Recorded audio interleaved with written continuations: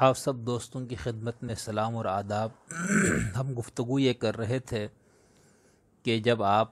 تمام مذاہب اور ادیان کے لوگوں کو بلا تفریق مذہب ایمان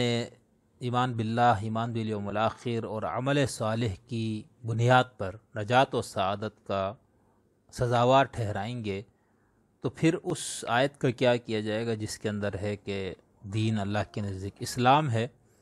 اور اس آیت کا جس کے اندر یہ ہے کہ جو اسلام کے علاوہ کوئی دین لائے گا یا تلاش کرے گا تو اس سے وہ قبول نہیں کیا جائے گا۔ اس حوالے سے ہم بات کر رہے تھے، تو گزشتہ ویلاگ میں ہم نے علامہ رحمۃ اللہ طارق صاحب کا موقف پیش کیا تھا۔ آج کی ویلاگ میں ہم ایک اور عظیم صاحب علم و دانش شخصیت، مفسر قرآن، بہت بڑے سیاستدان، بر صغیر پاک و ہند کے ایک عظیم اور معروف ہستی مولانا ابوالکلام آزاد مرحوم کا نقطہ نظر اس حوالے سے پیش کریں گے۔ مولانا ابوالکلام آزاد کا جو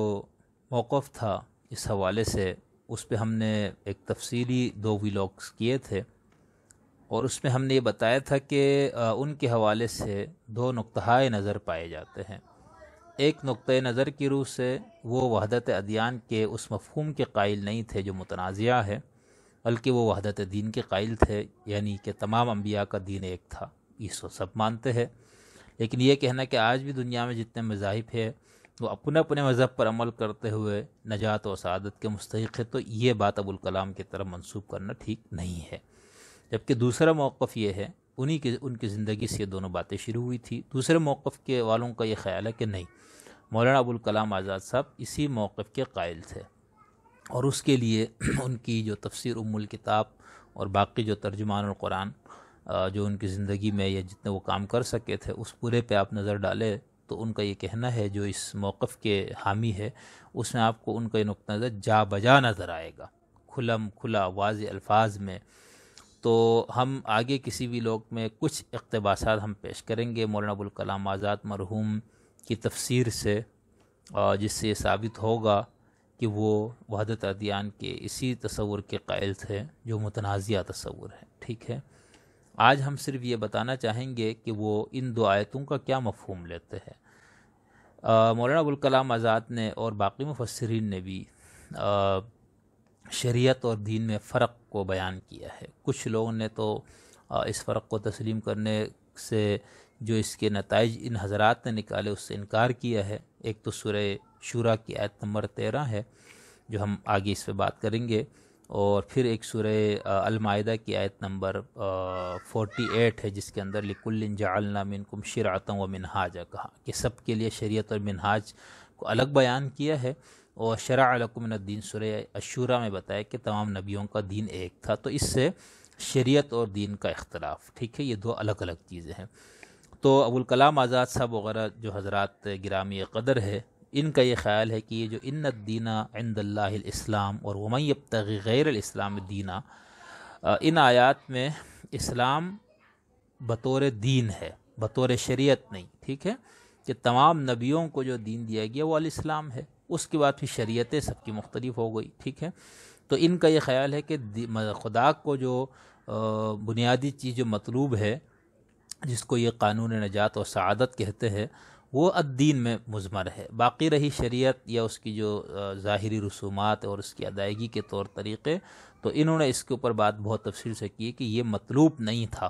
مطلوب نہیں سے مراد یہ نہیں کہ اس کی کوئی حیثیت نہیں، بلکہ حیثیت ہے، اہمیت ہے، لیکن اصل جو مطلوب چیز ہے وہ الدین کا حصہ تھا۔ تو اس طرح سے ان حضرات نے اس قسم کی آیات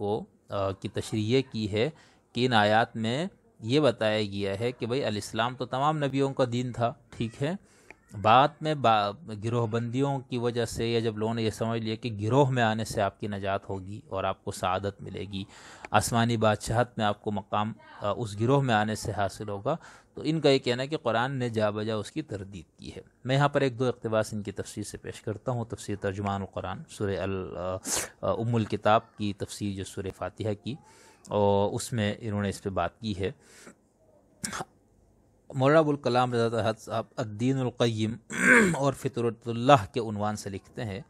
وہ کہتا ہے، یعنی قرآن، یہی راہ عمل نوع انسانی کے لیے خدا کا ٹھہرایا ہوا فطری دین ہے۔ اور فطرت کے قوانین میں کبھی تبدیلی نہیں ہو سکتی۔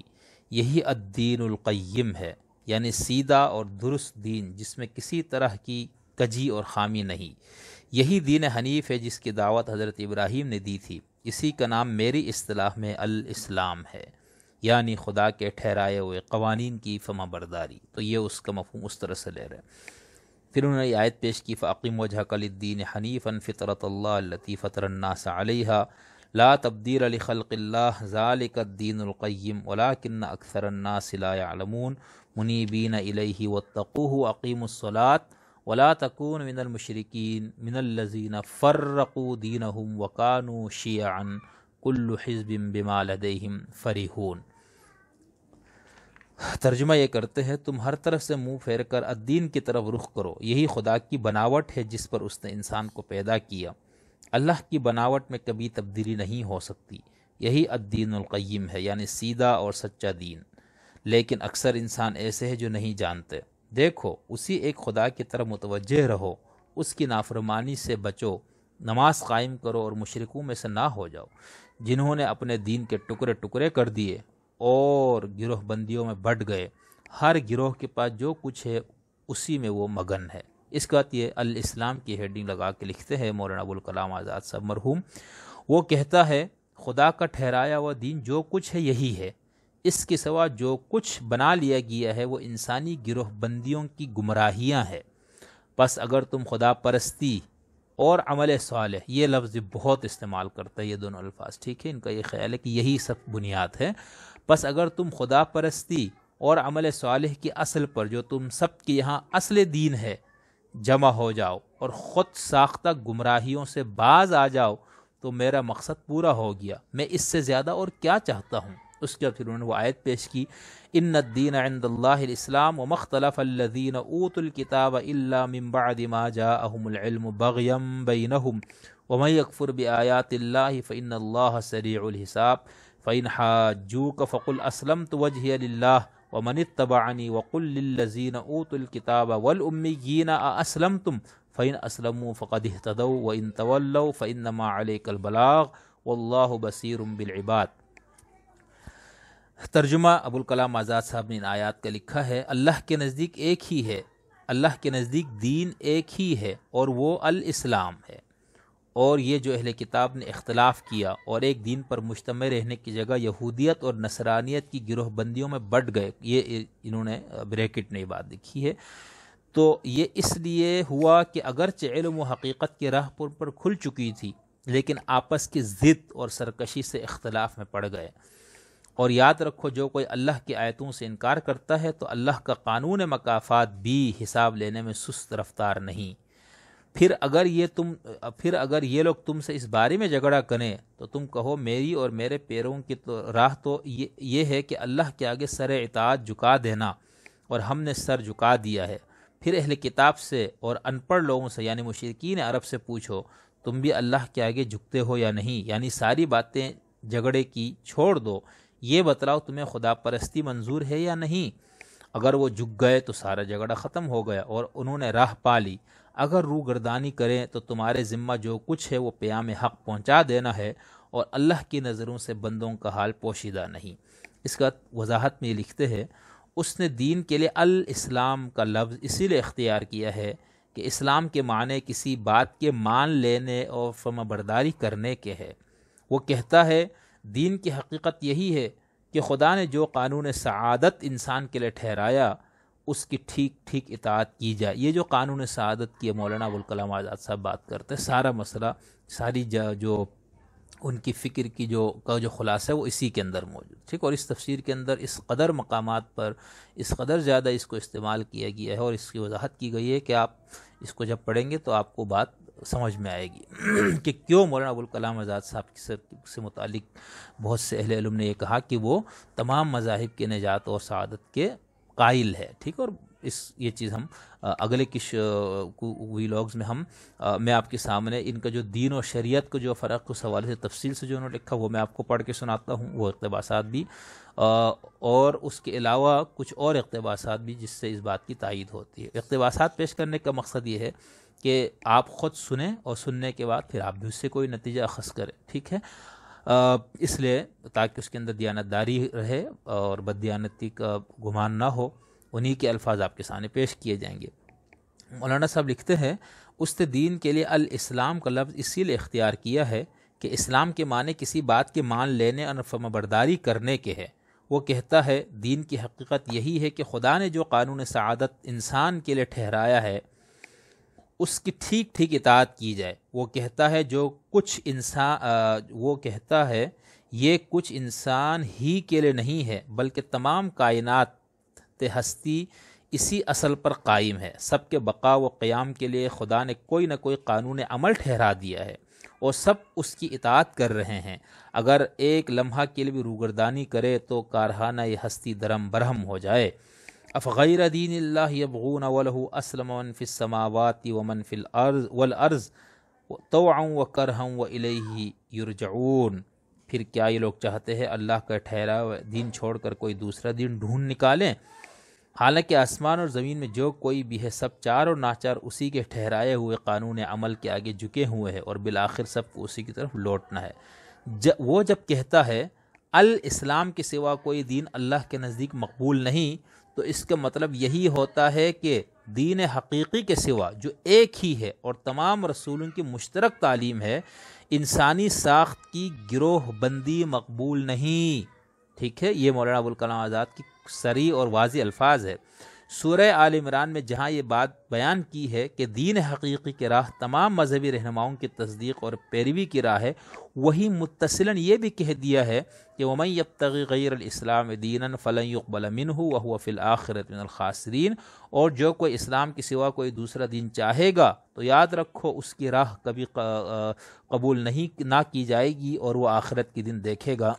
کہ تباہ ہونے والوں میں سے ہے۔ اور اسی لیے وہ تمام پیروان دعوت کو بار بار متنبہ کرتا ہے کہ دین میں تفرقہ اور گروہ بندی سے بچے اور اسی گمراہی میں مبتلا نہ ہو جائے جس سے قرآن نے نجات دلائی ہے۔ وہ کہتا ہے میری ذات نے تمام انسانوں کو جو مذہب کے نام پر ایک دوسرے کے دشمن ہو رہے تھے خدا پرستی کی راہ میں اس طرح جوڑ دیا کہ ایک دوسرے کے جانثار بھائی بن گئے۔ ایک یہودی جو پہلے حضرت مسیح کا نام سنتے ہی نفرت سے بھر جاتا تھا، ایک عیسائی جو ہر یہودی کے خون کا پیاسا تھا، ایک مجوسی جس کے نزدیک تمام غیر مجوسی ناپاک تھے، ایک عرب جو اپنے سوا سب کو انسانی شرف و محاسن سے تہی دست سمجھتا تھا، ایک صحابی جو یقین کرتا تھا کہ دنیا کی قدیم سچائی صرف اسی کے حصے میں آئی ہے، ان سب کو دعوت قرآنی نے ایک صف میں کھڑا کر دیا ہے، اور یہ سب ایک دوسرے سے نفرت کرنے کی جگہ ایک دوسرے کے مذہبی رہنماؤں کی تصدیق کرتے اور سب کی بتلائی ہوئی متفقہ راہ ہدایت پر گامزن ہے۔ پھر انہوں نے اس کے بعد کچھ آیتیں پیش کی ہے، تو ان کا یہ خیال ہے کہ یہ جو وَمَن يَبْتَغِ غَيْرَ الْإِسْلَامِ دِينًا اور إِنَّ الدِّينَ عِندَ اللَّهِ الْإِسْلَامُ والی آیات ہے، اس کے اندر دین اسلام بطور دین بیان ہے، بطور شریعت نہیں۔ اس پر ہم علامہ کمال حیدری حفظہ اللہ تعالی کی گفتگو ہم دوبارہ پیش کریں گے۔ اس حوالے سے انہوں نے بھی بہت تفصیل سے بات کی ہوئی ہے، اور پھر کچھ ویلاگز کے بعد میں مولانا ابوالکلام آزاد کی تفسیر سے کچھ اقتباسات آپ کے سامنے پیش کروں گا، کیونکہ کچھ میرے دوستوں نے بہت اصرار کیا ہے کہ آپ انہی کی تفسیر سے کچھ اقتباسات پیش کریں، تو اس لیے میں ان کے درخواست پر عمل کرنا میری مجبوری ہے، تو اس لیے کچھ اقتباسات ان کی تفسیر سے اس حوالے سے پیش کروں گا کہ وہ کس انداز سے یہ بات بیان کرتے ہیں کہ تمام مذاہب کے لوگ کیوں نجات اور کب نجات کے مستحق ہے، اور گروہ بندی کسی نجات و سعادت کی اس کے لیے کافی نہیں ہے۔ کچھ دوست حیرت کرتے ہیں بھئی یہ کون سی بات ہے گروہ بندی، تو بھئی آپ کے ہاں موجود ہے، آپ تسلیم کریں، یہ ایک تلخ حقیقت ہے کہ آپ خود اپنے ہاں جو گروہ بندیوں کو آپ دیکھ لیں نا کہ فلاں گروہ سے تعلق رکھنے والا آپ کے ہاں جنت میں نہیں جائے گا، اس کے نزدیک دوسرے گروہ سے تو آپ خود اس بات کے اندر بری طرح گرفتار ہے، تو آپ یہ کہاں سے کہنے شروع ہو گئے کہ نہیں یہ تو ہم بالکل بات صحیح ہے کہ اللہ نے قرآن میں لکھ دیا کہ گروہ بندی نہیں، تو اس کا مطلب ہے کہ سابقہ مذاہب لوگوں کو بتایا گیا ہے اب نجات و سعادت کے لیے صرف اسلام ہے جس پر عمل کرنا ہے۔ تو ٹھیک ہے، آپ نے دین اسلام کو بطور حتمی سچائی کے دریافت کر لیا ہے، آپ اس سے مطمئن ہے، دلائل سے مطمئن ہے، تو آپ کے لیے یہ سچائی ہے، آپ کو اس پہ کرنا ہوگا، اور اگر آپ نے اسے ناراض کیا تو آپ کی گرفت ہوگی۔ اسی طرح دوسرے مذاہب والوں کے ساتھ یہ معاملہ ہے۔ گفتگو تھوڑی سی طویل ہو گئی، میں یہاں پر روک دیتا ہوں، پھر دوبارہ آپ سے ملاقات ہوتی ہے۔